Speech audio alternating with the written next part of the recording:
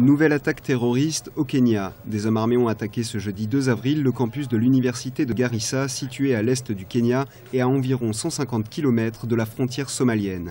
Un attentat revendiqué par les Chebabs somaliens.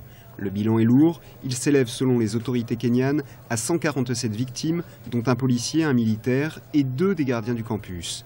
80 autres personnes sont blessées, dont 9 sont actuellement dans un état critique. Cette attaque au sein même de l'université, qui est quand même un lieu symbolique de savoir et de connaissance, et puis qui concerne la jeunesse kenyane et donc l'avenir du Kenya. Cette énième attaque des Al-Shabaab pose effectivement la question non seulement de l'infiltration de ces Shabaab au Kenya, pose la question de la sécurité des frontières du Kenya et de manière radicale, cela pose effectivement un défi au gouvernement kenyan et dans sa capacité justement à sécuriser sa population, là en l'occurrence l'université, mais à lutter efficacement contre les Al-Shabaab.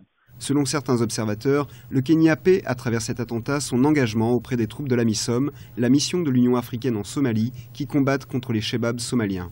On est quand même assez surpris que les Al-Shabaab puissent à la fois en Somalie attaquer malgré la présence des forces africaines de l'ONU et là au Kenya malgré la protection des frontières que les Al-Shabaab continuent, ce qui nécessite justement la poursuite inlassable de la lutte contre ce terrorisme-là. Cette attaque des Chebabs somaliens en terre kenyane n'est pas une première.